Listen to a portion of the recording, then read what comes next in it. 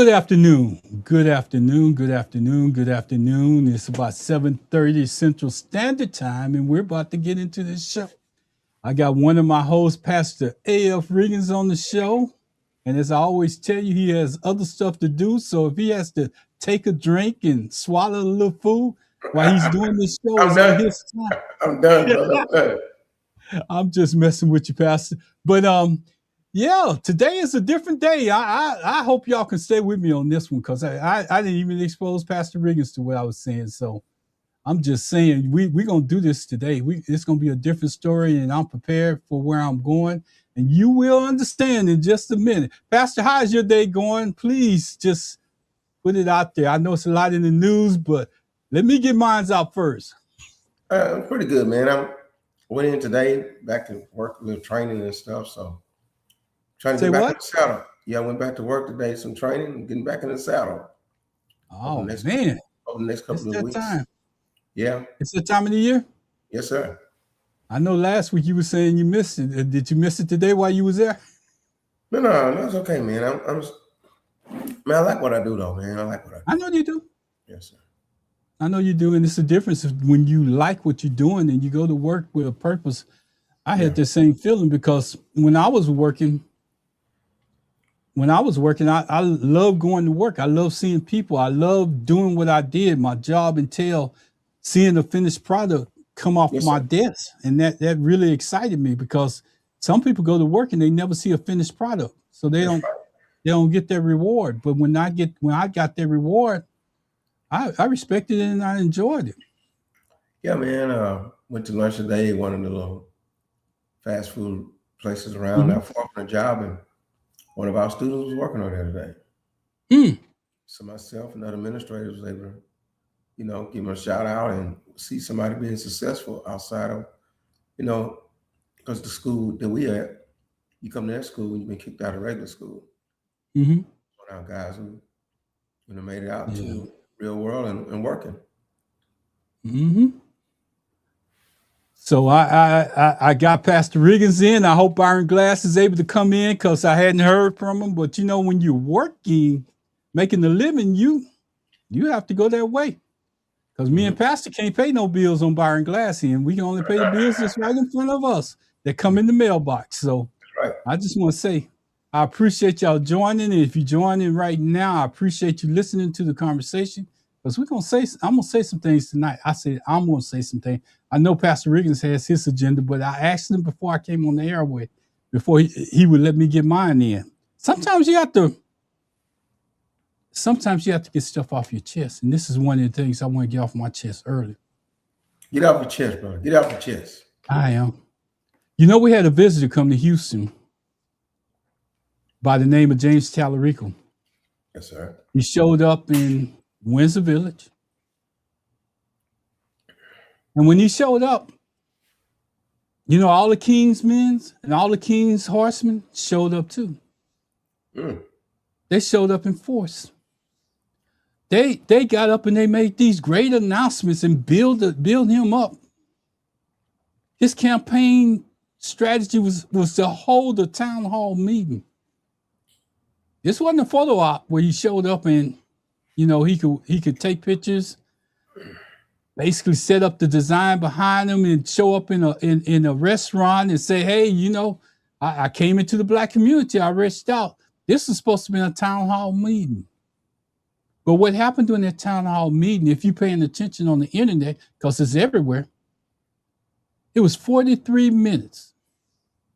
And at the end of the 43 minutes, everybody has put flowers on him, gave him the flowers and everything else. All the important people, the kingmakers in Houston, had gave him all his flowers, and they let him get on the stage, and they must have had this plan because, there was going to only take 5 questions at the end of it. All this time, people drove miles to hear what he had to say, but you're only going to take 5 questions. And the one thing that I will give Republicans credit for is when they go into these town halls, it's about the people, not about the people who attended them, not about the kingmakers, not. Pastor, I'm going to draw this scenario because I got to go here. In a movie that we once saw, called the Django. Now I'm gonna reference it like this because this is the way I feel about what happened. In the movie The Django, when Master is coming home, Steven is on the porch. All the people in the house with the black and white uniforms are on the porch to greet Master as he comes in, to see what he has to say. They sitting there, they in front row, they dressed up, they got on their best gear to sit there and see what Master has to say. In this particular meeting, they were sitting there skinning and grinning. And the only thing I can say about us as black people, we do a good job of skinning and grinning. When we're greeting certain type people, we do a good job of skinning and grinning. We can dress up to the utmost. We expect people to just accommodate us. Not us, but the person that's coming in the room, the people that they have set up for you to follow. They expect us to sit there. Well, at the end of this conversation, one person stood up. And I mentioned her name as we came. I mentioned her name on this show a couple of times. Her name was Candace Weber. And if you pay attention to the different videos that's out there, you see an angle in which this particular person looks directly at her and turns away. But she calls his attention back. And she says, no, this meeting, you want this meeting to have these 5 questions, and then your campaign aides and everybody wants to take this and say, oh no, we ain't gonna put this on the air. And you know who people, and if you listen to the people that was in the background, and I want to tell you at different angles from what I heard, I even heard a black man say, sit you down. I heard some white people that was filming it right there. They say, shut up. But what she demanded was for him to give her a chance to be on the air and ask him some hard questions. She wanted to ask him a question. She had wrote it on her Facebook page, so it wasn't a question that she didn't expect to ask. It was a question that she wanted to ask. But see, when you go into a setting where everybody's the pompous people, see what they started doing was that Tallarico cringe, as he called it, when she started speaking and demanded that he turn her direction and answer her question. Oh no, the good old boys, they was folding their arms, they was looking up in the sky, they was doing all the rest of that. But see, that's the problem with politics, is that when somebody comes at you and asks you a direct question, sometimes you can play it down. But see, when you invite somebody into a room and you told them to set up and you to set the stage and you got them on a stage performing versus answering the questions or giving him layup questions. Layup, if you ever play sports, layups are easy. You're about 2 or 3 feet away from the goal, so you can automatically make that, whether you left-handed or right-handed, because you can switch hands sometimes. But in that situation, you know who to me looks bad? It's the people who set this up because they thought that they could set it up and let him run through and not get called out. When she called him out, she did something that every person has the right to do, because when you go behind their ballot box, every vote counts. So her word, her expression was just as good as her vote. And that's the vote that you was after. Pastor, I'm not finished. Just give me a little bit of leeway. I'm gonna let you respond in just a minute, because I want to say this, and I want to make sure that I say it correctly, because I know Pastor gonna come back with a response and he's waiting to get in. But I want to say this. In case any of y'all don't know who Jamie Davis is, he's a black farmer out of Louisiana, and when he shows up, the reception is not the same. I want to say that the room stays still. The faces barely move. Folks don't shift their tone. But when James Tallarico ran down that aisle like he was a great white hope coming into that conference, everything changed. The smiles, the energy, the way people suddenly adjusted themselves. that difference isn't about either man. It's about old habits in our community, learned around power, who were taught to perform. And since we were told to keep her name out of our mouth, then that's one of the things that he said. I got it on tape. I can show you. He said, keep her name out of your mouth. I'm just putting it out there like it was. See, those key things, those are key because that's a matter of free speech. You can't tell me to keep her name out of my mouth. If I want to use her name to address you and tell you part of what's going on, you can't tell me. And if you accepted that, what I didn't like was the response that he got when he said it. They agreed with him. See, you got to pay attention to the details. The details is what'll get you caught up. You know, we're past the point of pretending. And if you don't understand what I mean, just remember Django. Steven smiled the whole time when he was talking to Master. Steven smiled the whole time. So when you're posting all these pictures trying to clean up your act of what happened at that particular meeting, it wasn't about Candace anymore. It's about you reestablishing who you are. You showing you taking pictures with people smiling and grinning. Black people, I don't understand what it is about black people. They are the most grinningest people I ever seen when there's a white person in the picture. I want to be seen. I got to show all my teeth at one time. We're the most grinningest people I ever seen. But you know what?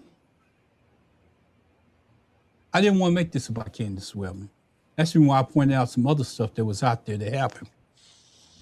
So I'm going to tell you like this. If you don't watch what you're doing, and if you're not careful of what's going on around your surroundings, Byron Glass said it best. He said, you're going to find yourself walking down that road with a cotton, picking cotton again,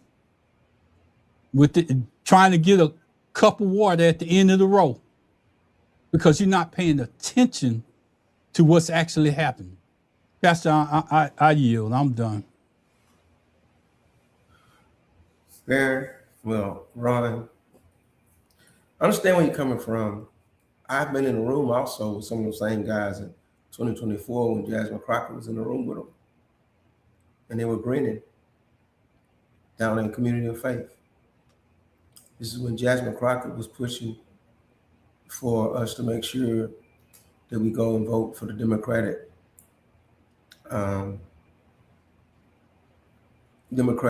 candidate for the president, and also she was on the ballot.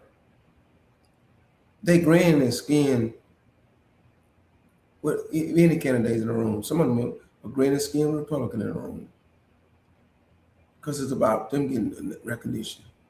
I understand what you're saying. You didn't like the fact that it was grin and skin in front of James Tallarico. If it had been Crockett there, it would have been grin and skin too. They want to be seen. They want to get on the news. They want to be saying, I'm Pastor so-and-so, I'm Bishop so-and-so, I'm Dr. so-and-so, I'm city this, I'm the city this, whatever. So they grin and skin. That's part of our nature. But to you, because of what was going on with them rejecting Candace Weber, asking questions, the grin and skin and annoyed you. But they're always going to grin and skin. What I'm going to say is this. 9 times out of 10, Candace Weber is still going to pull the lever for Tallarico versus Paxton. Because it's the matter of what candidate you pick. You're going to choose to be the senator for Texas. Corruption, or somebody who's naive and young and wet behind the ears and maybe not giving us the respect we want. When it sizes up against Paxton, it's a no-brainer. Second thing, James Tallarico needs to be more quiet than talking anyway. The more he talk, especially cultural stuff and religion and all that kind of stuff, Republicans are using it against him.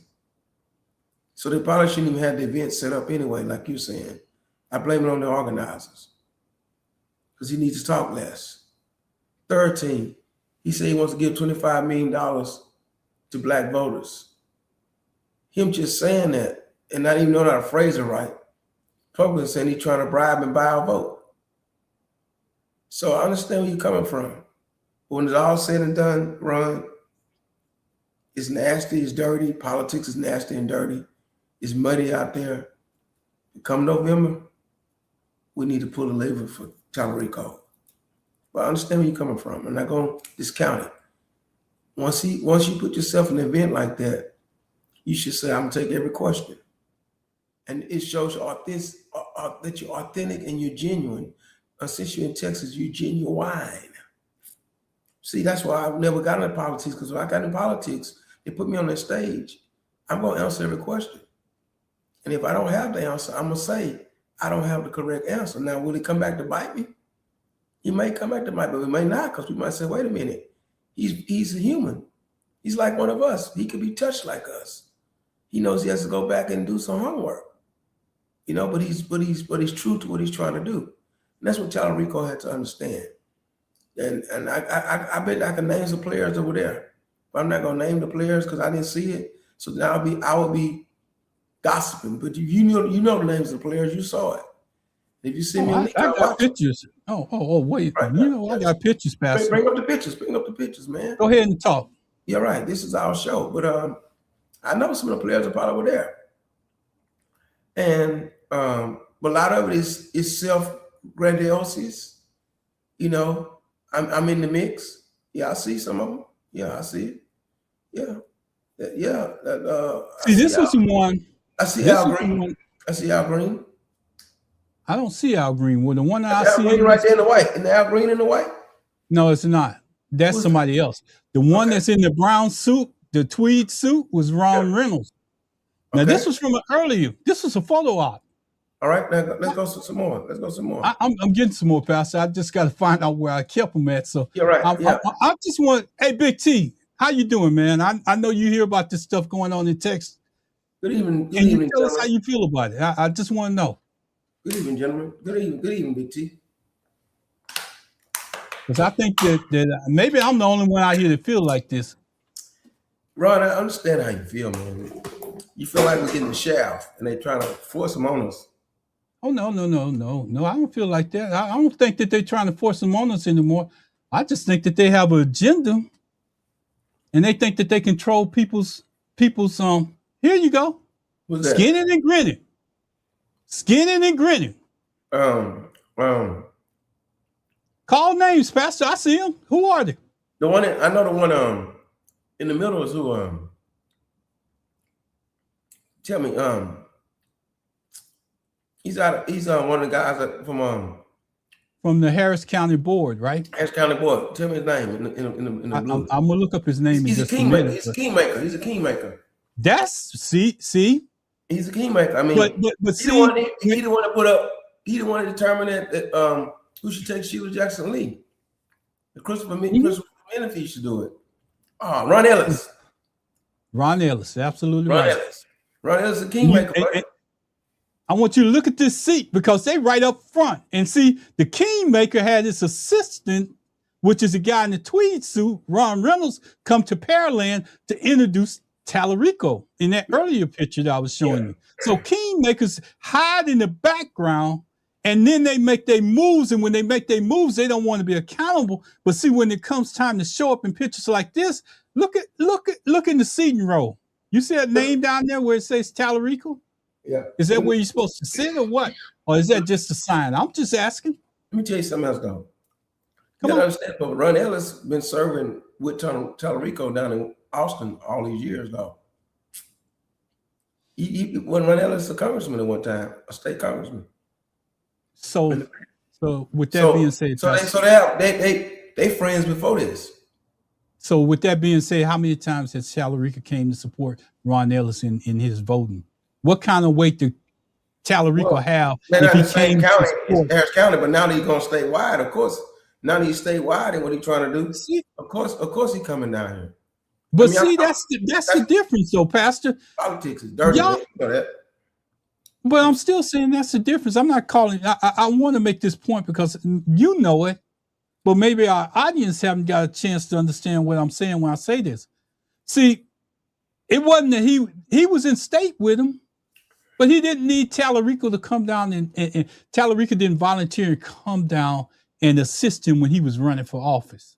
Mhm. That's what people need to understand. And if Tallarico would have came down and did that and they had pictures of him here, I would say, hey, you know what? But see, as black people, we always show up for somebody that don't look like us. But And we look like you this think Ron picture. Ellis was running for senator for Texas? Tallarico would have came to support him, I believe. At that level. See, it's a different level. See what I'm saying? When you running for state officer, you just in your area. That's your district. Now there's a statewide national office. Somebody got to get behind the Democratic candidate. I'm just out there for talking. I'm just talking about it. But it doesn't hurt. It doesn't hurt that we like to skin and grin. We do like to skin and grin. Oh man, do we? Yeah, we like to I'm skin and gonna grin. take it further because see, people think that when they skinning and grinning, that it ain't gonna show up again.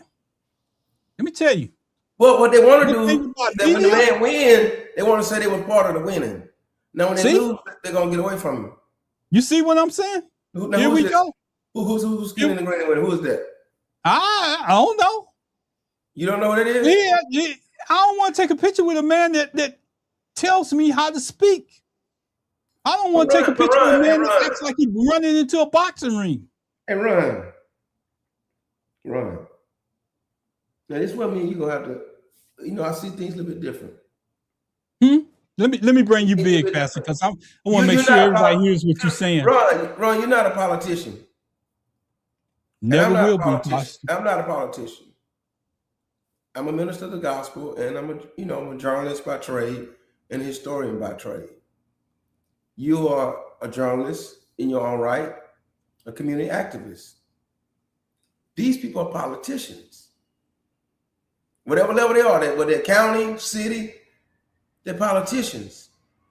And all birds of a feather are going to flock together. Let me say it again. They're politicians. It's transactional. It's transactional. They get on, they skin and grin with him. He wins. Then hey, Tallarico, you owe me something in my county now. You owe me something in my district. You owe me something in my city. I was on board with you. That's what I'm trying to say.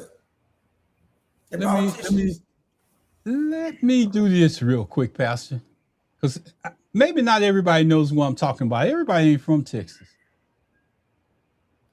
As promised. Let me apologize before I bring this up because it's a little graphic, and I need y'all to understand. They're gonna cuss. A lot of cussing. Yeah. All right. Yeah, it's gonna be a lot of cussing. All right. This is a lady that came. I accept your apology. I want to apologize to my audience. This is not my words, but if you listen to Candace Weber, you know this is how she talks. This is how she expresses herself.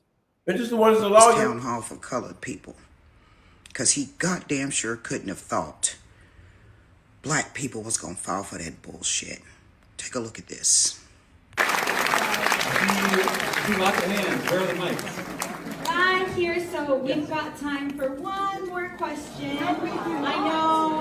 I'm gonna be sticking around till the very end. So if you didn't get a chance to ask your questions here, I'm gonna be here till the end, so you'll have a chance to ask me your questions. We want to tell about. I drove 45 minutes to get here to talk to you after I've been hounding your campaign to hold town hall. And we're not leaving here until you answer our questions. Absolutely. Televised. Absolutely. Black people don't trust you for this reason.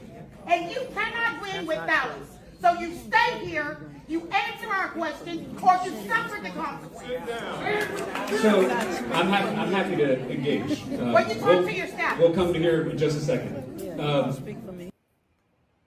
Pastor, I want to get your comments. I know you're going to say she broke decorum and all the rest, but sometimes that's what it takes to be heard. She has a point. Was the right way to do the right thing, the wrong way to do the right thing? I think the way she approached it, even if her tone of voice would have been like, this is how I would have done it.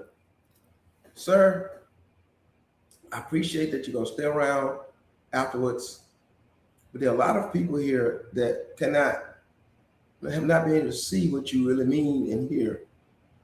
And the questions I have to ask, if they'll be able to be televised, it may help your campaign because people want to hear these answers. That would have put him in a better position of saying, okay, how can I reject this person? And he could have said, okay, can we add 10 more minutes to a couple of questions because it might help my campaign. But to get there and say, I drove, see, it became by her. I drove 45 minutes and people need to hear nobody won't support you because the way you acting. It's like, okay, remember the man has a coat on, right? And it's cold. And the wind said, we're going to blow real hard. We're going to sit in the rain, knock it off. The sun said, all I'm going to do is shine. He's going to take it off. She approached him in almost like in a way that was predictable. She approached him in a predictable way that made that he was able to there was people say, sit down, be quiet, you're acting a fool.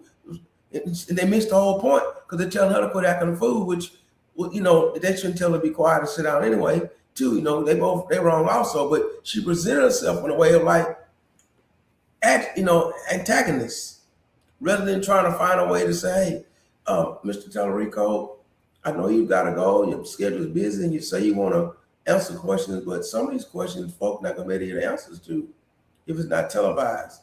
Is it possible I could ask you a couple of questions that add on to that people could see to help out your campaign? He couldn't have. Now, if he'd have rejected that, then we could say, hey, listen, he's not serious. But you sitting there trying to defend her, attacking him in her tone of voice. If you're on stage, Ron, and I'm about to sing or perform or preach or teach a class, and then somebody from the audience come at me the wrong way, I now lost my train of thought of even what the focus is because I'm trying to protect the way you approach me. That's all I'm gonna say. I got you, and I'm gonna respond to what you just got through saying. I almost wanted to cut you off, but I'm not gonna do that tonight. Yes, sir. Because it's angles, and I want you to listen to what I'm saying. It's other angles of that where he looks directly at her standing up and turns away from her. She had to get his attention any kind of way that she could. See, Candace has a big audience. So Candace, when she asks her question, you think his handlers told him in the border? Oh yeah, because Candace has followers that's out there. A lot of people that follow her. And this question that she wanted to ask him was about education, and she had already posted it 2 or 3 weeks ahead of time. See, now if I was him. If I'd already seen this and my handlers had seen this, I'd have came ready for it. But like I say, he's naive, he's wet behind the ears, and I don't know how old he is. I mean, maturity by age has a lot to do with a lot of stuff. I don't care what reading you're in. Me and Pastor at 23 years old cannot stand up to me, Pastor at 57.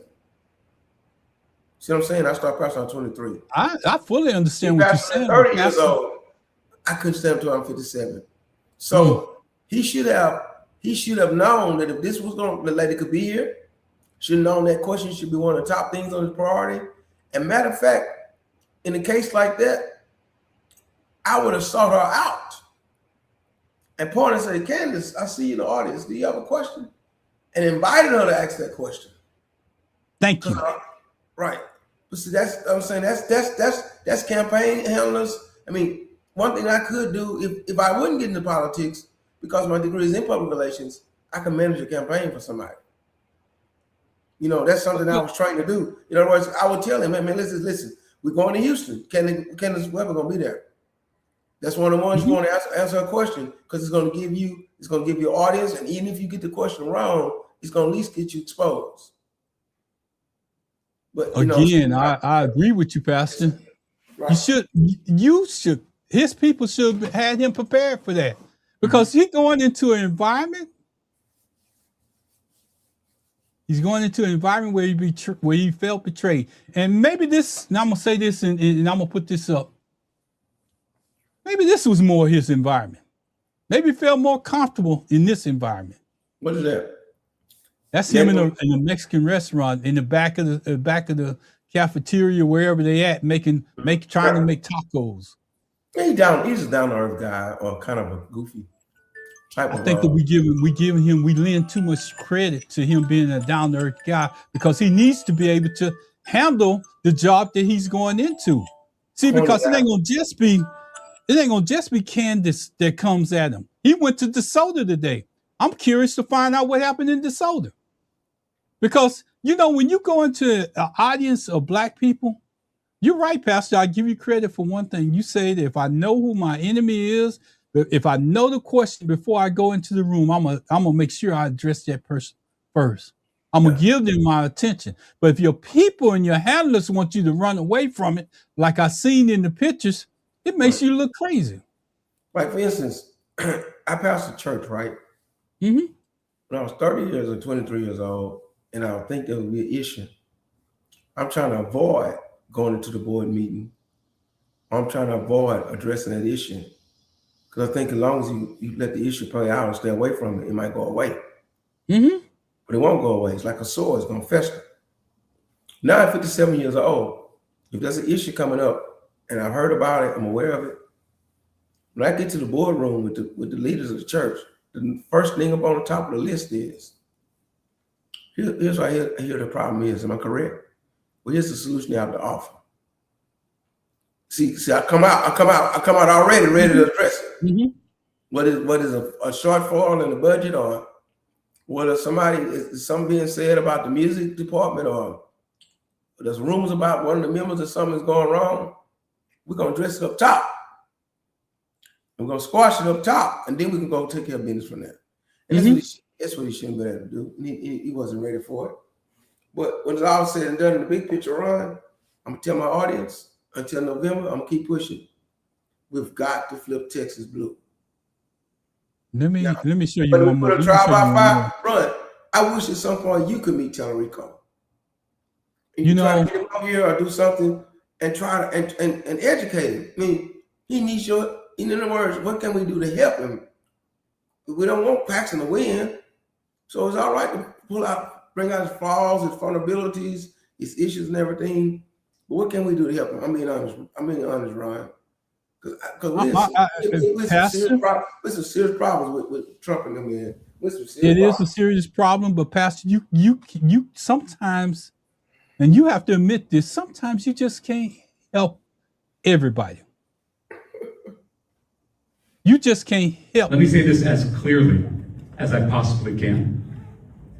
If you claim to be my supporter, if you claim to be a part of this movement that we are building, please keep Congresswoman Crockett's name out of your mouth. All right, thank you. The Congresswoman and I ran a competitive primary. She and I have been friends since we both served in the state legislature together. She is a leader in this state. She's a leader in this country, and she deserves the utmost respect. And if I had, he said, "Don't talk bad about her." Don't talk bad about her. That's what he said. Pastor, come on now, Ron. That's how I understood it. Pastor, let me clear this up for you. So see, everybody don't feel like you. Because it was people that made comments on just that part about the part of communication that came out of his mouth. You don't tell me how to phrase my question and what name not to use when I'm addressing you. No, you don't. The first thing that's the negative. He said, "Don't talk bad about her." He did at the end. At the end, Pastor, he didn't say that. Pastor, he could if he would have said that up front. If he would have said that up front, don't talk bad about Jasmine Crockett. What he said was keep her name out of your mouth. No, run. Okay, Pastor. Run. If me and you had ran against each other, right? And I beat you, and folks still trying to talk, people that supported me trying to talk bad about you. Now, how he should say it, he say, "Listen, I hear people saying some negative things about Jasmine Crockett. Let's not talk negative about her because we're friends." But the way he said it was, keep her name out your mouth. We're friends. We've been friends a long time. Don't badmouth is what he's trying to say. But of course, you hearing it like you saying, "Don't talk about Jasmine Crockett if you're gonna support me." He's saying don't talk bad about her. Go listen to it again, Ron. Listen to it one more time, and then we're gonna leave it alone. Play the whole thing one more time. Can you play it again? I'm gonna play the whole thing one more time, but I want to frame it before I get in there. Because he called a candidate Cullen Allred before he even said anything like this, a mediocre black man, a mediocre candidate. But he said him and Jasmine been friends. Can I finish? Now you want to tell me the clean way to say it. I don't. Let me just say this. I want to be clear because Byron Glass will do this at this time, and I'm gonna make sure. I don't have nothing against Tallarico as a person,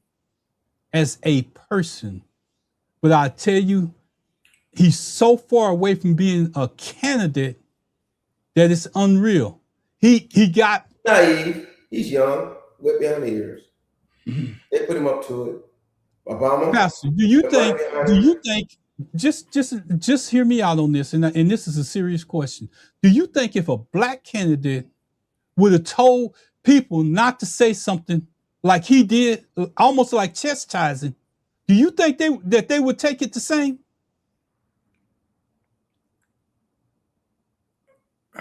If they understood what he was saying, but they would give him more grief than they're gonna give the white man. You're right. But if they understand what he's saying, he'd have to clarify himself. And so Tallarico might need to clear for people like you that's taking it the wrong way. He needs to clarify himself. I immediately understood what he was saying when he started saying she's my friend. Da da da da da da da da. I respect that he's trying to say don't talk bad about her. After he chastised you, he comes back and try to clean it up. Pastor, if I'm gonna say something, if I tell you I don't like you, I'm gonna say that up front.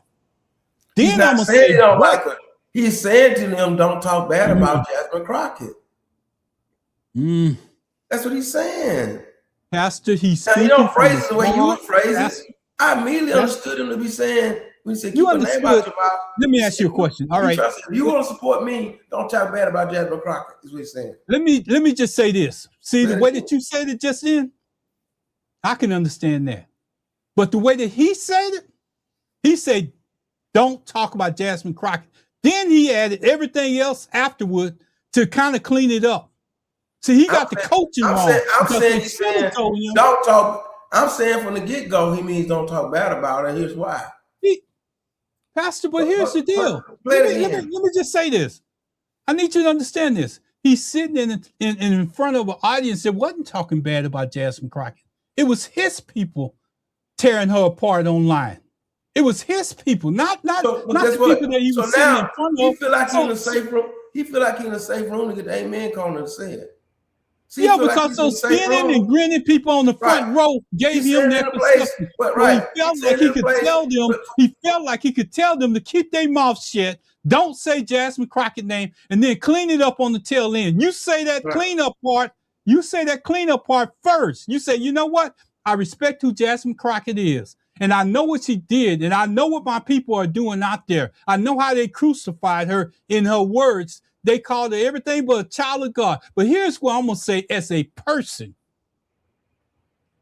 As a person and what I stand behind, after I said all of that to get to this point, I'm going to say, don't bring up Jasmine Crockett.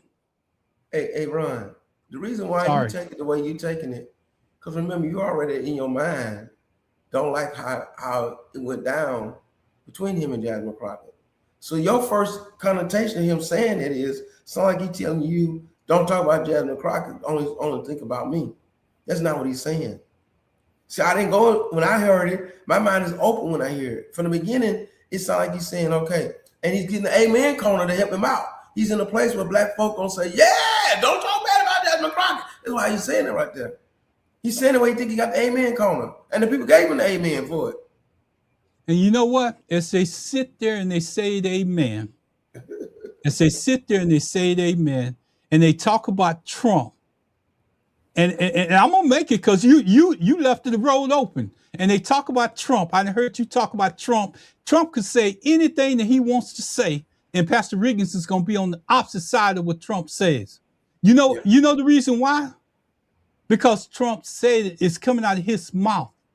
It ain't no different for Trump. Let me finish. He's deceiving and a liar. I pause for you. Go ahead. Thank you, Pastor. Because what happens in any case like this, the words that come out of your mouth are a reflection of who you are. You can be a deceitful liar, and we know that going in. You could be all those things, but if you're asking for voters to come to you, if anybody, not the audience, should be on pins and needles, it should be you, knowing that you got to respect the people that you want to get the vote from. But when you walk in there with a cocky attitude, you can say whatever you want to, and they're supposed to say amen, amen. And that's what happened in the room. They was cheering before they even heard the substance of his conversation. Ron, play it again, man. Please, sir. I'll play it again, but I'm gonna stop it right after he say what I heard. No. Play the whole thing. No. See, it's got to be context. Just like we read the Bible. Read the Bible in context. I'm gonna stop it. I'm gonna stop it because I told you. See? The whole thing. See what I'm saying? Do not talk bad about Jasmine Crockett. Play the whole thing. Now we understanding what you're saying because you said it yourself. It's the words that come out of your mouth. No, don't stop it. It's in the context. Well, where he started, he said say everything he said. Where he started, what he said. Pastor, I'm gonna say this again. Where he started is where he shouldn't have started. Where he finished up is where he should have reversed it. Because he wouldn't say it the way you said it, I mean, he was saying something wrong, man. Oh man! Just because he don't say it the way you would say it. Play the whole thing, please, sir. Gentleman Ron. So you saying that I'm wrong if I stop it after what he said? Because the whole thing he said is what he meant. I'm a good friend of Jasmine Crockett. Don't talk bad about it. What he mean? He said that at the end. That's what that's the whole paragraph. So when you meet somebody, Pastor, when you meet somebody for the first time, their first impressions is what gets you going. Their first impressions is you. They have to respect you. Ron, if he came back later in another sentence altogether later on and said that you can have this argument, he kept talking the whole time, explaining what he mean about keeping the name out the mouth. Let me do this because I'm gonna let you respond. I'm gonna do this just for you because I need people to hear it.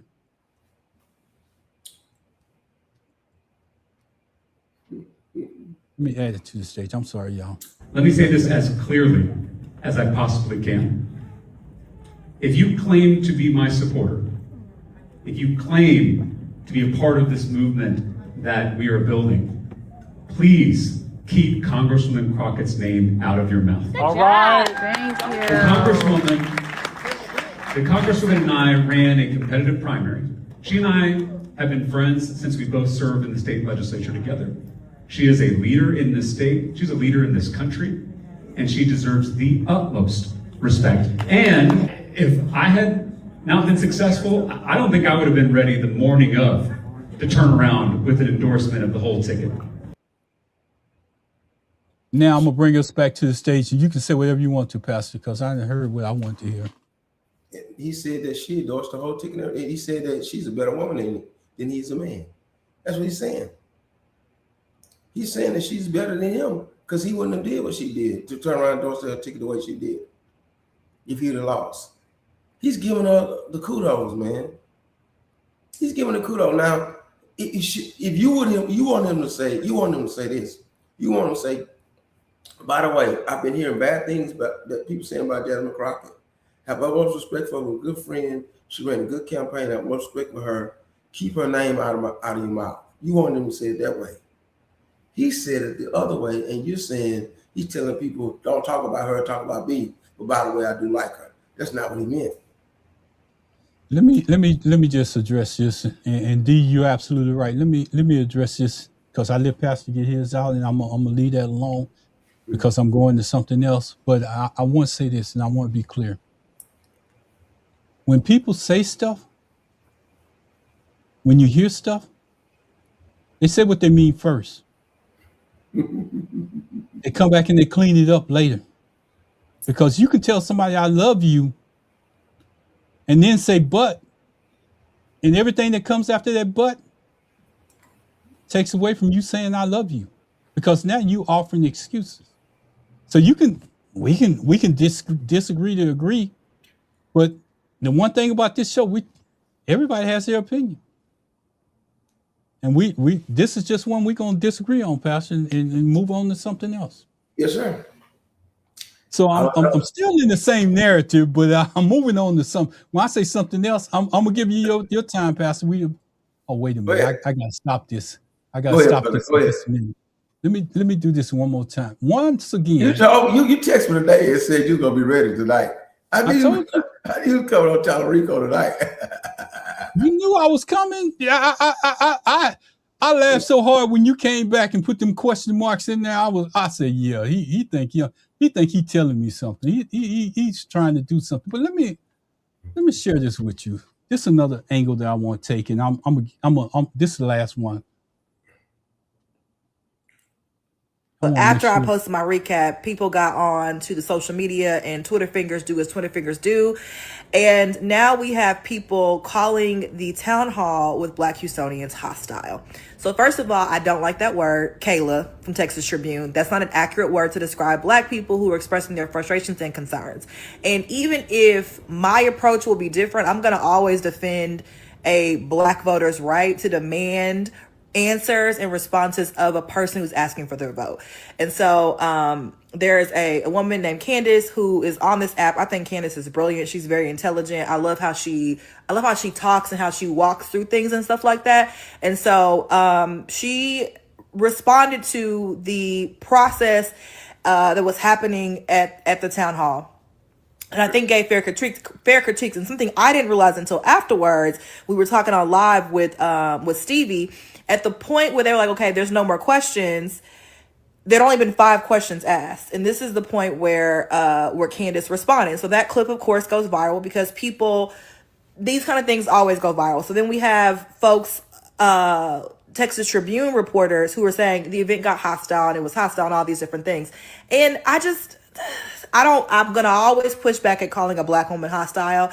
I don't think that's fair or accurate to what happened. And I see people running with that. But I'm going to also push y'all on this too. Many of y'all set up in our comments trying to tell me what Black voters in Houston thought. You weren't Black. Didn't live in Houston. I mean, I keep telling y'all, a white girl from Amarillo has set up in my comments trying to tell me about Black people in Houston. Okay? So part of why you're clutching your pearls and shocked at the frustration and anger that you hear is because you weren't listening. You thought we were just online. You thought that we weren't actually in our community, that we didn't actually know these people and know these different issues that were going on. That was your own fault. So I take 2 issues here. One, the term hostile I don't believe is accurate.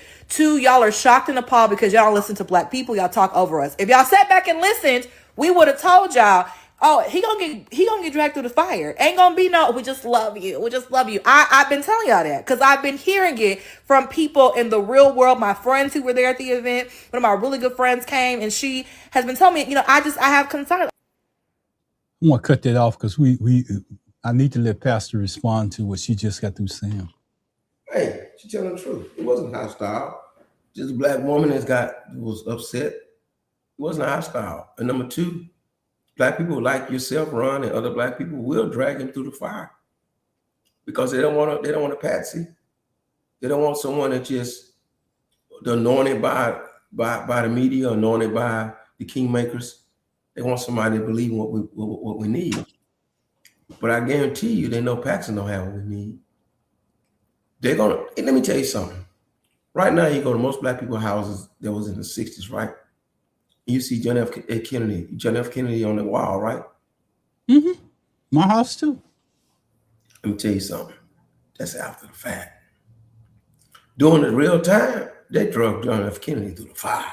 Black people did. King and them didn't believe in him. They believe in Bobby more than John F. Kennedy. Mm-hmm. So that's what we do. We're gonna make you prove yourself to us. But they wouldn't have picked Nixon over Kennedy. But they wanted Kennedy to be true to what the vote is. That's all I keep saying. I keep saying, Ron, you can holler all day long about Tallarico, everything he falls short of, everything you need to own up to, everything you need to be better at. But Paxton is not the answer. You make Tallarico earn your vote and you make him be true to what he say he's gonna do. And that's what Black people does. Let White me people, just say like you this. said, especially with clutching their pearls because they can't stand for a black man to stand up and say, if I'm gonna vote for you, this is what I need you to do for me. You That's know, right. Pastor, I know we've had our disagreements over the times, and we eventually get off this show, and we still talk to each other. So it Yes, doesn't sir. because it's all about two different points of views. Now, I will tell our audience if you want one view, you're welcome to it. You can go with Pastor or myself. I don't. It ain't gonna make a Hey, difference with us, but look what D said. mhm. Look what D said. D saying the same thing I said. When I heard that, I heard he supports her and please don't talk bad about her. That's what he's saying. It's just that he phrased it. I'm telling you, he's naive. He's young. He's wet behind the ears. And Ron, you already got thinking in your mind because you think about that man say he put the money out. They don't need the black voters. He talked bad about Colin and all that stuff. So in your mind, you're already thinking that when he say something, he's already gonna be negative. I didn't hear that negative. I'm serious. I'm gonna say this, and I want to be clear on this because we're gonna jump right into another situation before we get off this air. I want to say this. When you want black people vote, you don't come in there like you all dressed up with white on, got your two guns blazing. Y'all can go to my page and see it, and jump in there and say, "Hey, I'm ready for you." So when somebody comes up and challenges you, I'm like, Pastor, you should address that. You should have turned directly to that person and showed the audience that hey, I can take that too. Because when you sit in Washington, D.C., and those people come knocking at your door where there ain't nobody around because you done took money from people that's going to come due. See, that 25 million that he was talking about he had to expend? See, I heard him say that, and he was careful where he said it at because he said it on Roland Martin's show. And some of the things that Roland Martin has always talked about was you take your money and you spend it somewhere else. And then you want us to come back and pick up the crumbs and run with it. So he came back and he cleaned it up and he said, well, I'm gonna spend 25 million in the black with the black people. He What's knew what he wrong? was doing. It's the What's wrong same with that? calculations. But that's It's the same. wrong. What's wrong with doing it? If he know he didn't need to do Can I it, say it? Can I finish? yes, It's the sir. same calculations that when a person sits there and they say, don't talk about Jasmine Crockett, what they're doing is they steering you away from saying anything about Jasmine Crockett. Even though, like Pastor said, they come back and they clean it up in the end, what they're saying is calculated. Don't talk about Jasmine Crockett. I'm not going to allow you to talk about Jasmine Crockett because he's going to face that everywhere that he goes. So if you're going to tell people how to narrate their conversation, then you're going to get on the one person show that's out there and say, you know what? I got 25 million. You didn't have 25 million to dedicate to black people before you got into office. But he didn't have it right because he wasn't running for national office. He was just a state representative. Okay, Pastor. I'm Running, for the they're state. giving him millions and millions of dollars to run the campaign. He said, "I'm gonna take up these millions of dollars and put 25 million to the black." What's wrong with that? See, At some point, somebody is gonna come back calling. So let me give you an example, Pastor. I'm gonna move totally away from this to another subject right here, because this is a good transition. Hakeem Jeffries just said that he wasn't going to sign the petition to cut off funds to Israel.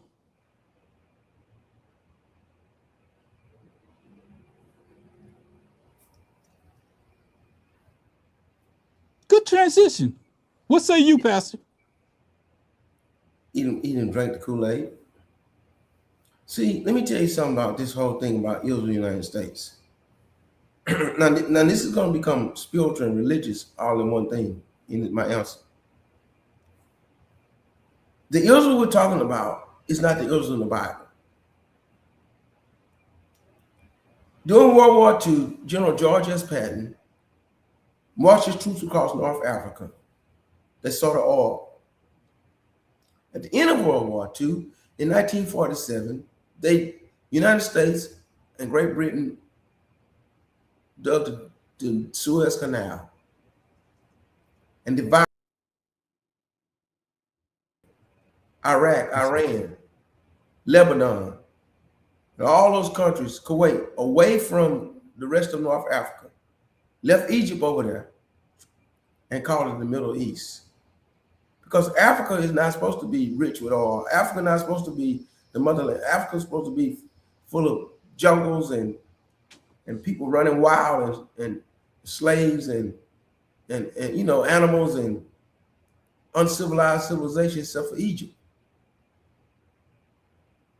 And then they called this state Israel and moved European Jews over there into the Palestinians' land so they could control the oil of what they call the Middle East. And if you're in the United States official, a congressman, a senator, an officer, a president, all that stuff, they almost have your hands twitched behind your back that you got to support Israel in spite of no matter what Israel does. And I beg, that was one of the things I heard Kamala Harris. She was saying they're doing the Palestinian wrong. She wasn't going to go all the way down the road with Israel. Now, her in the election. Hakeem Jefferson is being calculated that he wants to be Speaker of the House. But he knows that Israel is wrong. And he's wrong for not wanting to sign the petition. That's my answer.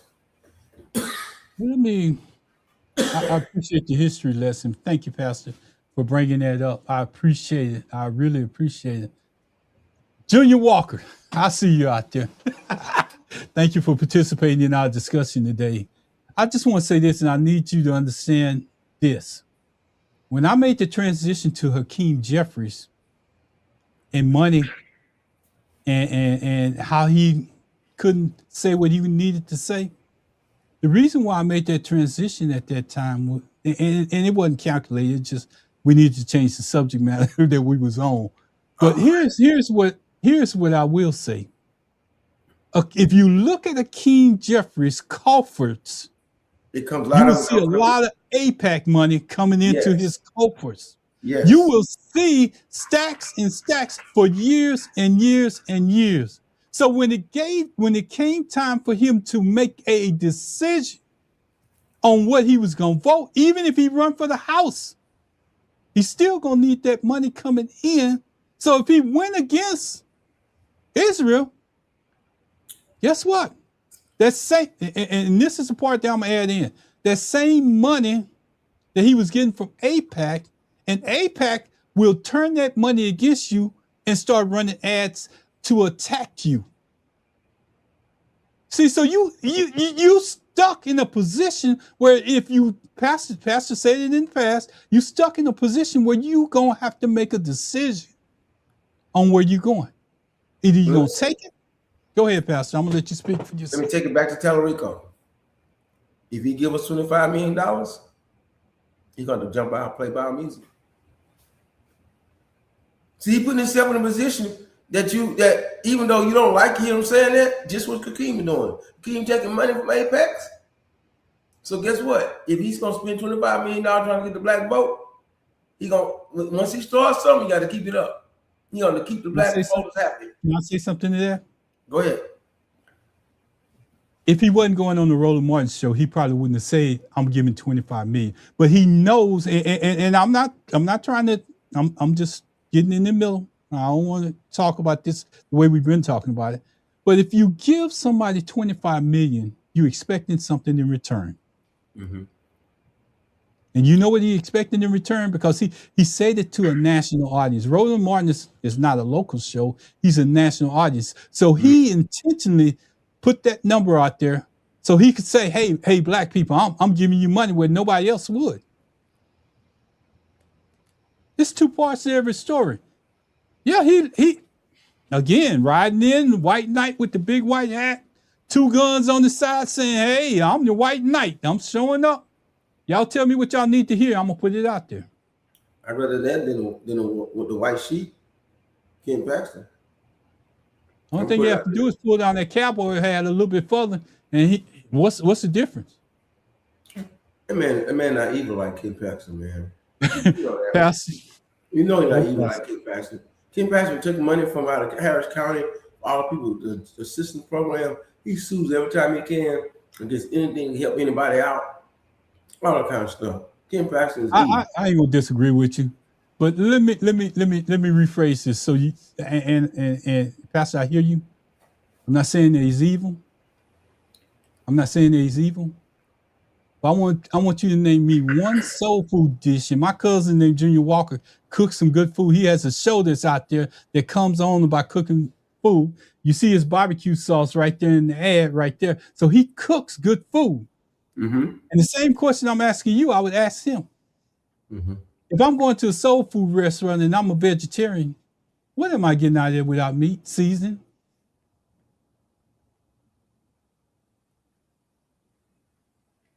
Maybe you froze up. Did you freeze up? You think he could? You think that Tallarico can eat nothing out of a soul food restaurant? Pastor, there ain't nothing in there without meat. Does he eat shrimp? Pastor, I don't know what he eats, but if you go into a soul food restaurant saying that you're a vegetarian, somewhere within that line of thought means that you're just there to get the black vote. Because when I looked at what was on the table when he was there, I just seen dessert. Candy yams. I know collard greens got meat in it. Beans, they're gonna put some meat in it. If he eats shrimp, he can get some shrimp and some catfish. Some vegetarians eat that. They're not called vegetarian, they're called something else. But they don't eat meat. We can show get some good candy yams. Sweet potato pie. Pastor?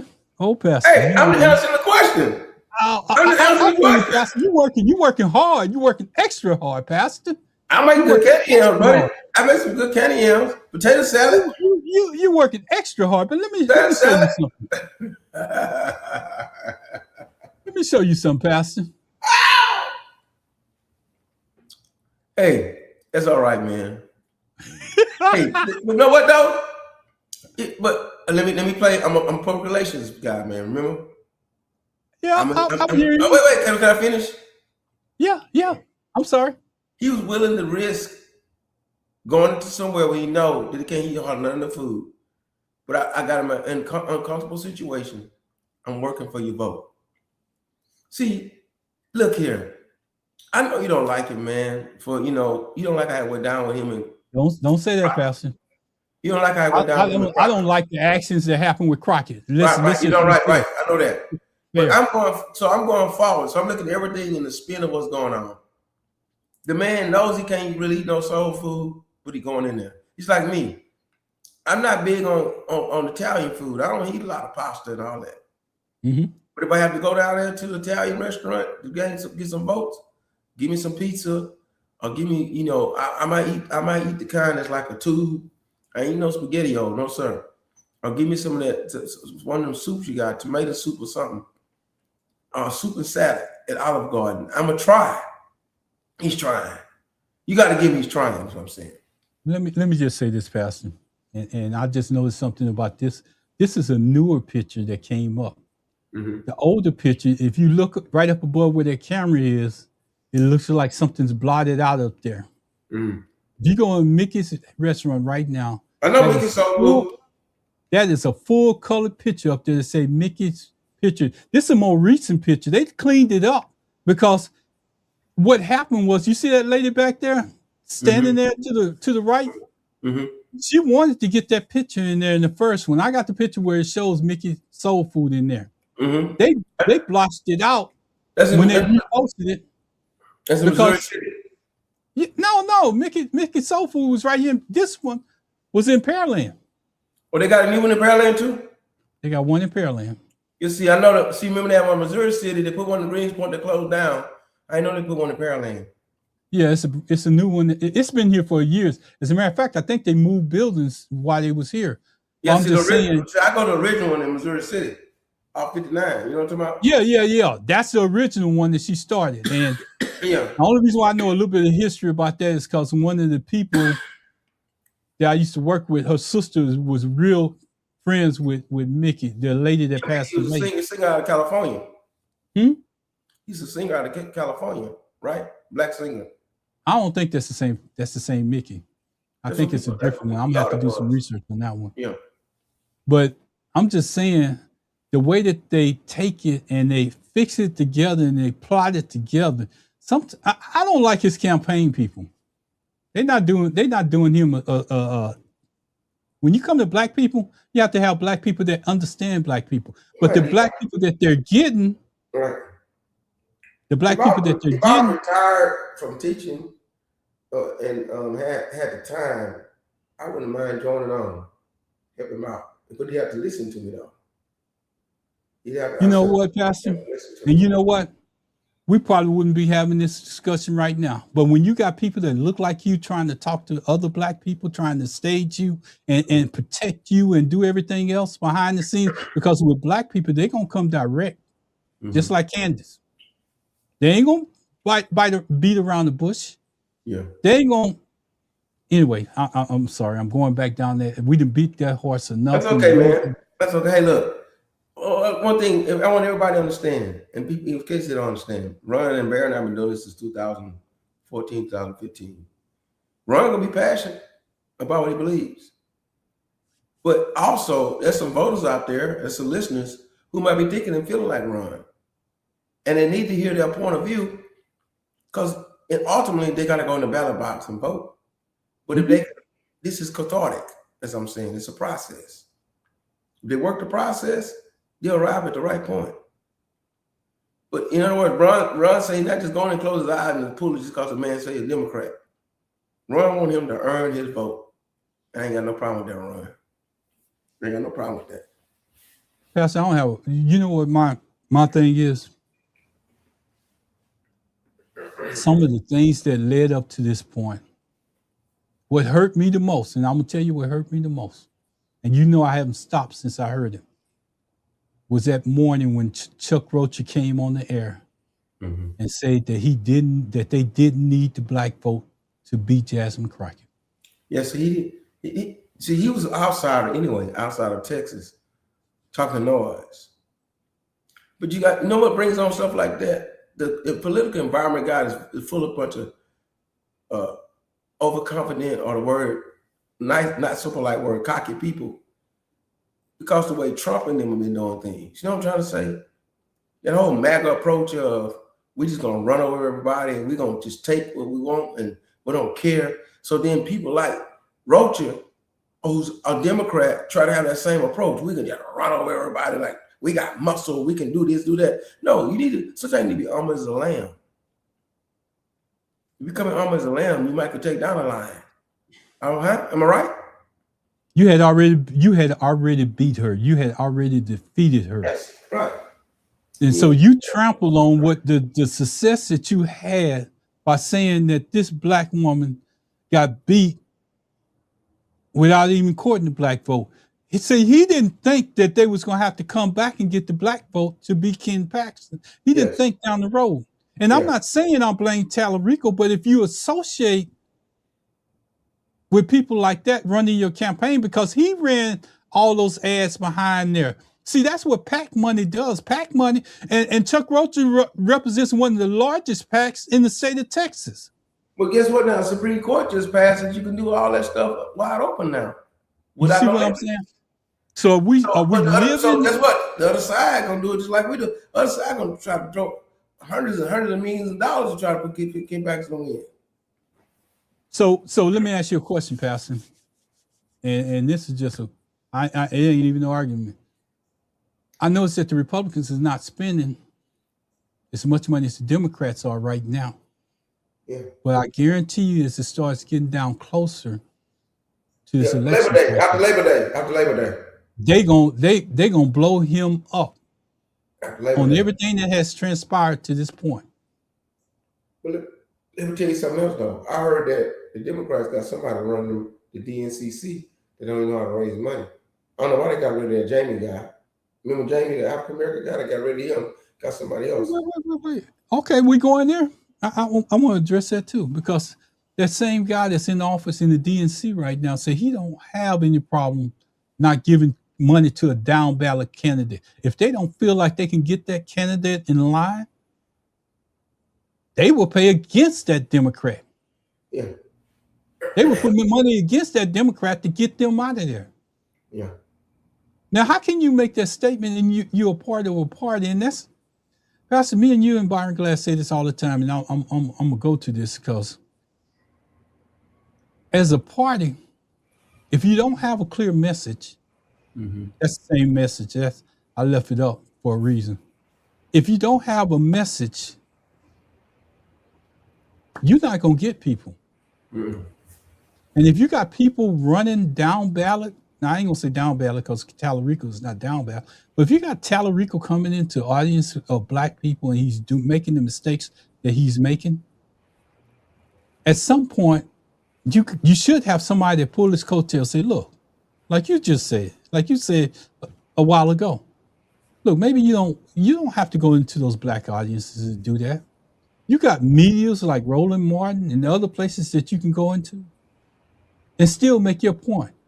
And the difference about black media, and I'm gonna share this with you, even satellite radio and all the rest of them, you know what they do good? They treat you well. They give you layup questions. They make you look good. They don't ask you the hard questions on social media. But if you go to a town hall meeting, this is what you can expect. An opportunity like this. So when you're doing those layup questions, hey, if that's all you want, send your candidate to Talk Media or podcast or whatever, and then tell them if you can't give me the questions up front, I'm not coming.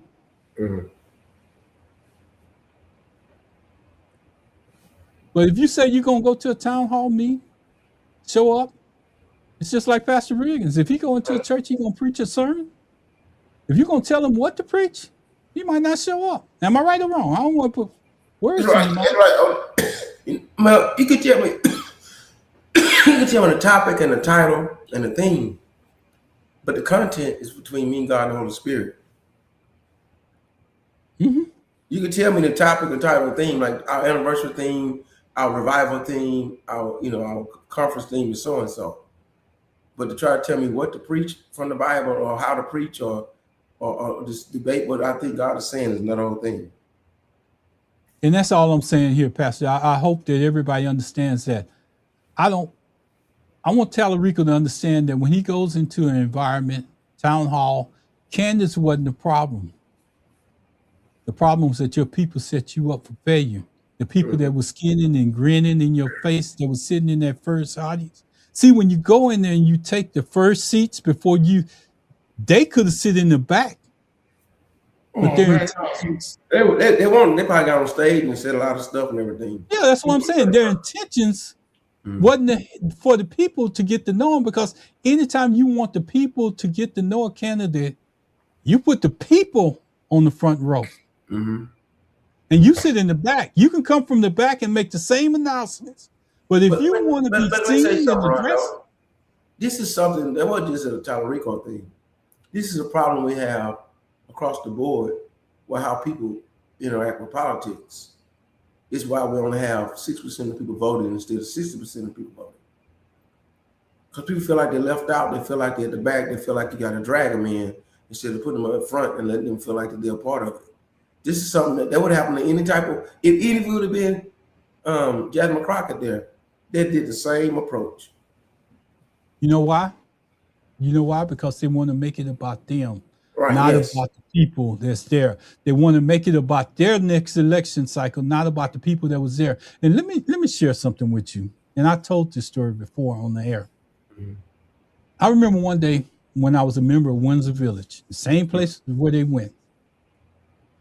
I was just sitting there and I was looking at the pulpit, and out of the corner of my ear, I just heard this guy singing to the top of his lungs. Nobody else was singing in that hour. Nobody else. I just heard this guy. I just didn't want to turn around and look at him and make him think that I was saying something different. But he was singing at the top, everything that came up. He was amen, doing everything that he possibly could. Everything that he possibly could. And people around him was right there. You know, I never looked back. Well, I'm gonna tell you, when it came time for him for them to understand who was preaching the sermon? That same man that took a seat right behind me in the middle of the audience was Kirby John. He sit right there in that audience, and he sung, and everybody else was in that section was quiet and everything else. Somebody could say something to him. But the people that looked at him probably recognized who he was. And see, that's the kind of leadership that we need. We need the leadership that can sit there and not make it about them. Right. And they can come from out of the audience and walk all the way up to the front and say, hey, and start their sermon and not miss a beat. I admire Kirby John for that. And that's the type of leadership that we need. So I'm not telling you how to do your job. I'm just telling you have to be a part of where you're coming from. If there was a Candace Weber out there, Pastor Riggins is saying the same thing. Address her first. Your people knew who Candace Weber was because she got a large following. And if that's the audience that you're going after, turn directly to her. Walk up to her. Just like you ran to that stage, I will walk off that stage in a heartbeat and walk straight in front of her, like Pastor said, and say, hey, Candace, how are you doing? Y'all bring her the mic. We need to but if these people do not know her, they're naive and they need another campaign people handles.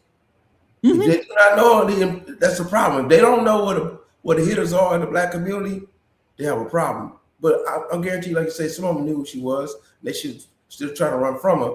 And let me tell you something. And I'm not racist. I'm not prejudiced. We can't be racist anyway. You have to be empowered and have prejudice and discrimination to be racist. Black people cannot be racist. We could be prejudiced and discriminatory. We're not in ones with the power structure to put some power and push people down. But I said all to say I'm not discriminatory. I'm not prejudiced.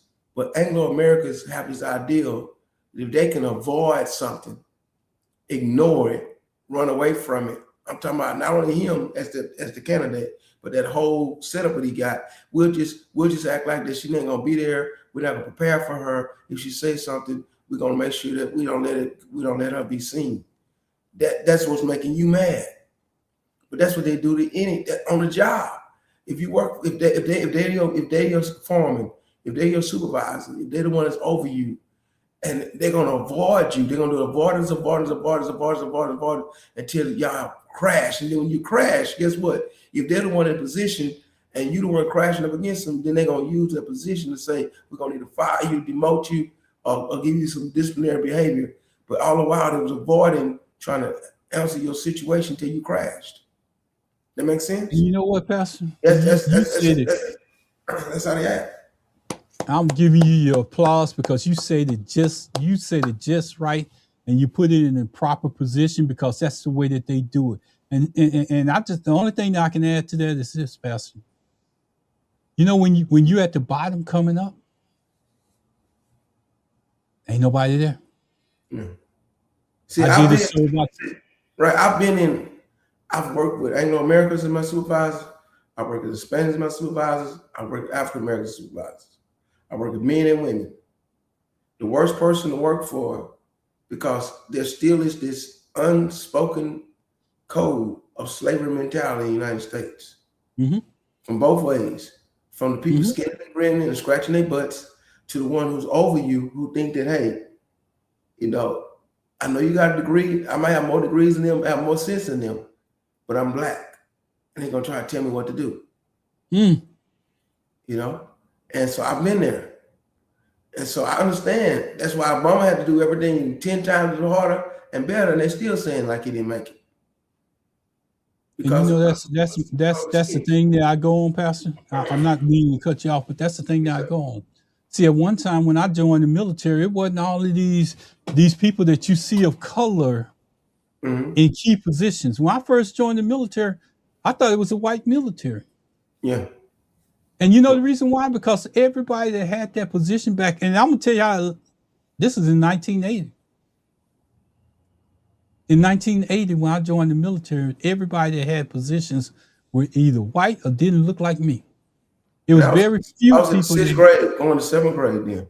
It was very few people that had the recognition. So when you went out to these jobs, and that's the thing that I hope that I'm sharing with the people that we're talking to on this air. I hope that I'm sharing with them that We're living in a different age. People are expecting us to communicate different. The way that we talk to youngsters and the expectation has changed. These youngsters, as Pastor Riggins was saying, we did a show not too long ago that showed that 45% of the people are in a different category.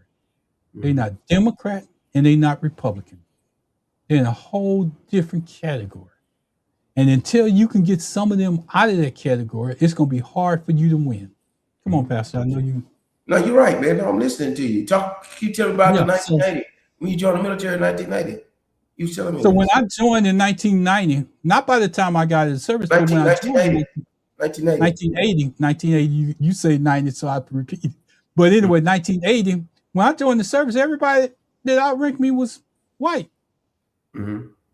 But you know, I didn't start to understand it till I realized that my dad joined in 1963. Lord have mercy.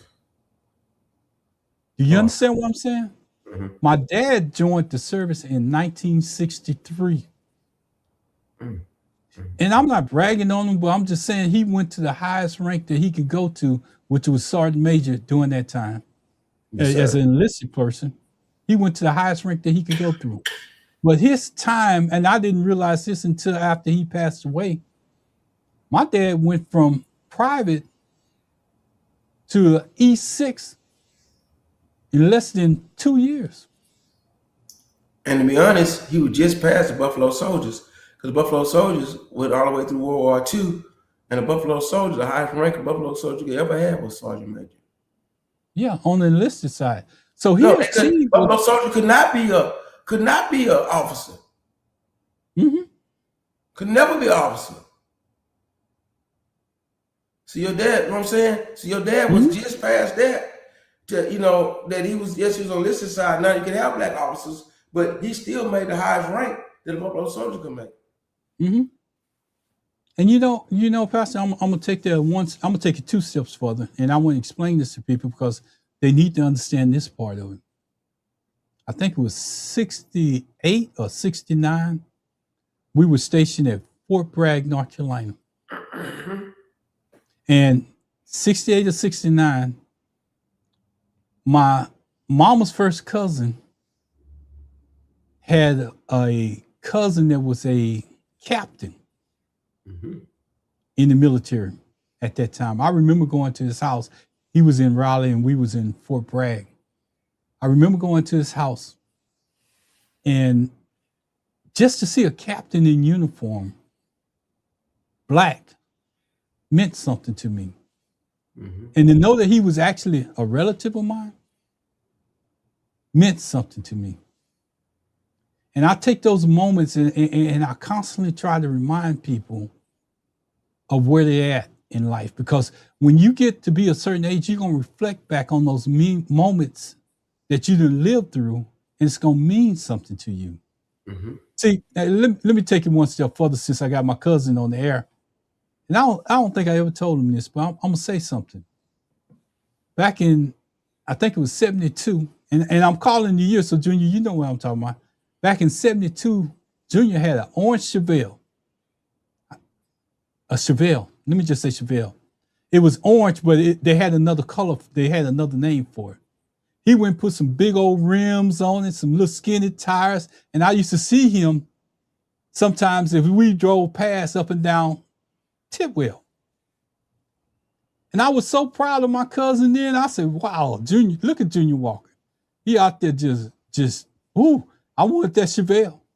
I want that Chevelle. So it's those moments that lift you up and give you something of pride. So when I talk about when Pastor says that I have passion in my ability to talk, it's based on those moments that other people gave me. When I seen Pastor at his church, it gave me a moment of feeling like Pastor is the same person. When I seen Pastor deliver the ceremony that he did for my mother-in-law, he's still the same person. And that's what you have to give people when in life, when you address people, when you get to know people, you have to know that they're still the same person. where they're at, where they went to, doesn't make them any different. They're still the same person. So if you're asking something of people, you have to come from where they're at. Mm-hmm. When I told you about Kirby John doing what he did, I don't know if that was his first time doing it, but I know what type of impression it made upon me to show people that he didn't say a word, but what he said was, if you want to worship God and you're here, you didn't already came here, you need to be making a joyful noise unto the Lord. Right. You need to understand what it's about. And he set the example without even opening his mouth and walked straight from there to the head of the church. Right. You didn't have to be in the front to do all that. To let you know you can be in the audience. Thank you. And that's exactly what I'm saying. You don't have to be the front runner and everything. You don't have to be the loudest person in the room. You don't have to do any of that. But when it's your time to shine, you should be polished enough to do what you're asking people, what you want from people. And that's all I'm saying, Pastor. I know I got on, you allowed me a little bit of leeway, so. Oh, man, let me tell you what. My Buffalo Soldier uniform I had made a replica.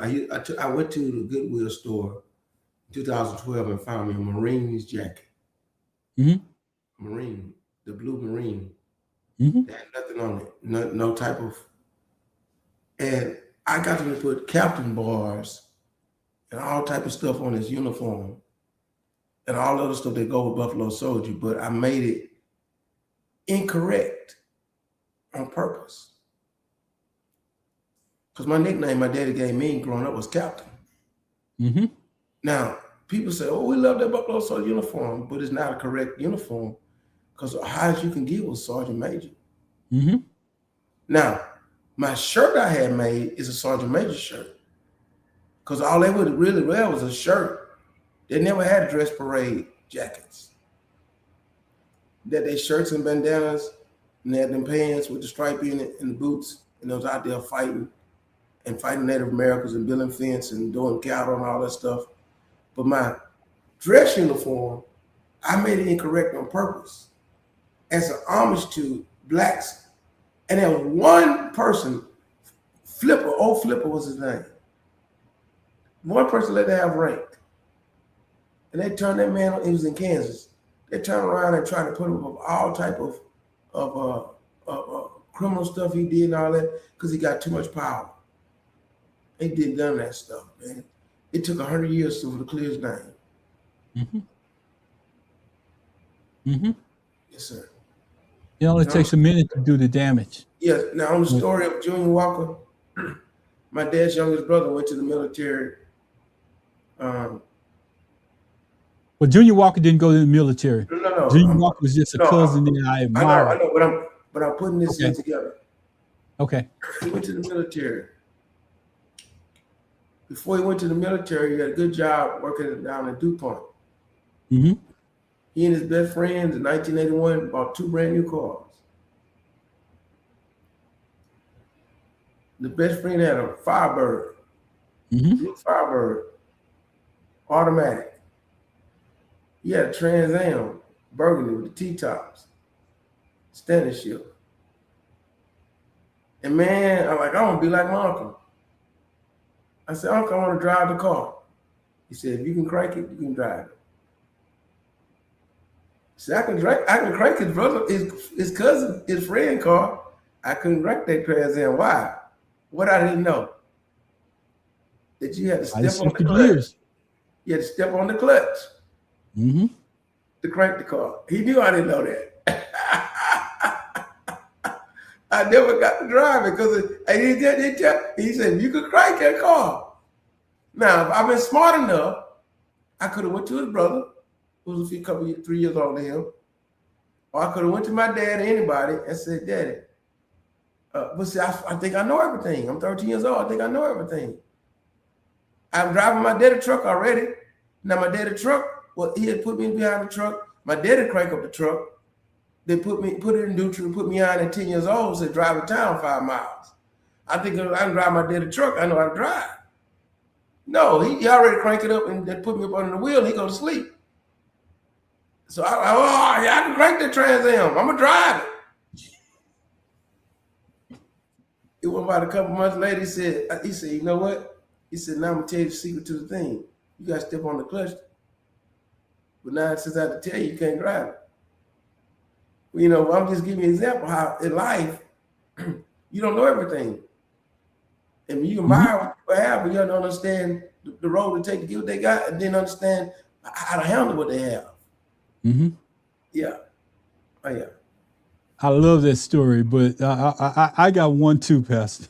And then we're gonna get out of here. I'm gonna give it to you, let you say your prayer and get us out of here. Yeah.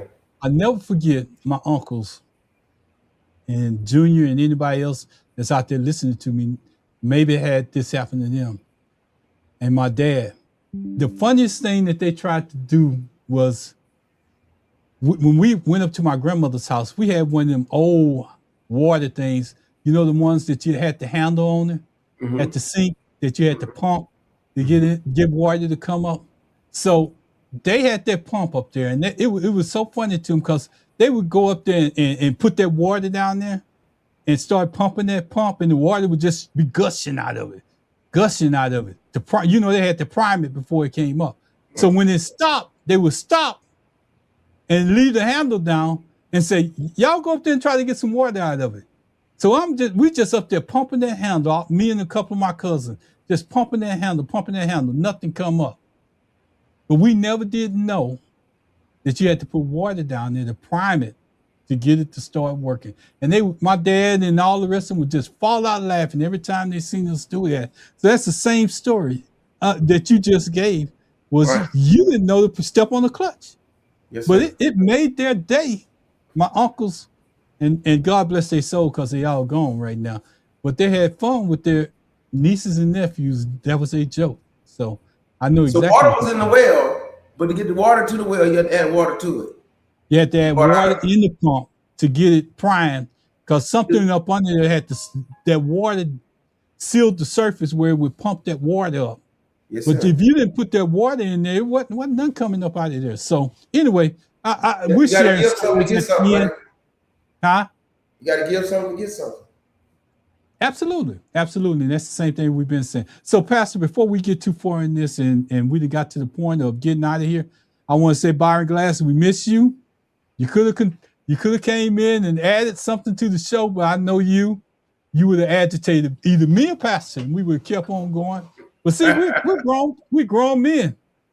We have discussions, and we end up at the end of the show, and we come back together, and that's what I want you to take from this show. Junior, I appreciate you coming in. Thank you, man. Thank you. I appreciate it. Pastor, get us out of here. Yes, sir. You're gonna throw us a couple of things up on the screen for me? What's that? Wednesday night, Sunday morning. Oh, yes. Pastor, I got so carried away. I'm sorry. You know how it is. You got carried away, brother. Yeah. Go ahead and let me find it, Pastor, because I went so far in my stuff that I got to get back to Pastor Riggins. Oh, let me do this real quick. I'm going to show y'all something. Let me show y'all something. To show you that Pastor, you remember those days? Yes, sir. Yes, sir. Yes, sir. Real life Bible study. We used to do it on Wednesday nights. And then on Monday night on Sunday night we'd have one. But it's what's the name out of Kentucky? Picos? Renee Picos. Yeah, she used to be the producer for it. And one time we did the whole book of Revelation.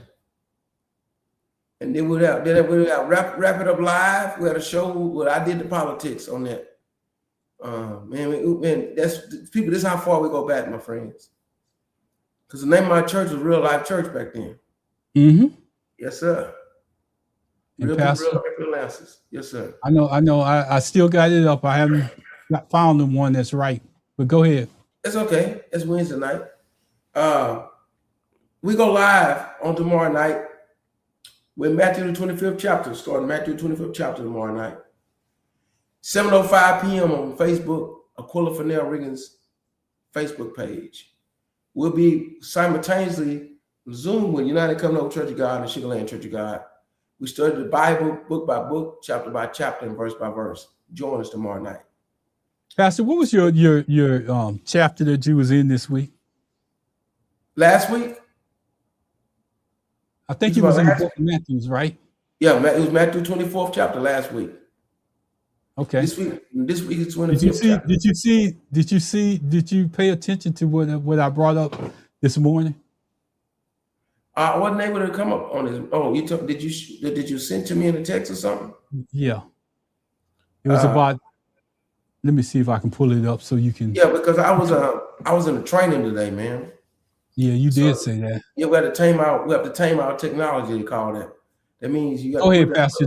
Your other one is up right now. Yes, sir. That's the Sunday morning worship, 11 a.m. on Sunday mornings, 6555 Mesa Drive, Houston, Texas, 77028. We worship on Sunday mornings. We just try to have a exciting praise and worship.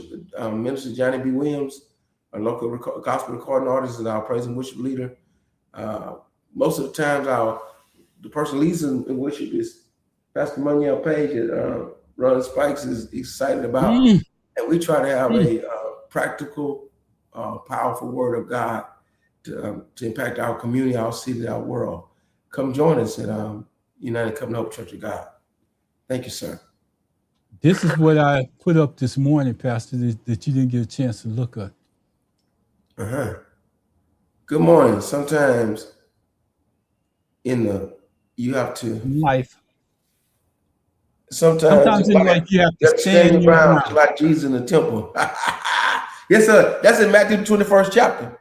That's the reason why I brought it in, Pastor. I knew where you was and what book you was in. We did that about a month ago. After he rolled the donkey in on peace in the streets, when he got to the house of God, he went in there and cleaned house. Turned the tables over. He said, my father's house will be a house of prayer. You made it a den of thieves. They were buying and selling the sacrifices. And even they were making money off of it instead of bringing their own sacrifice unto God.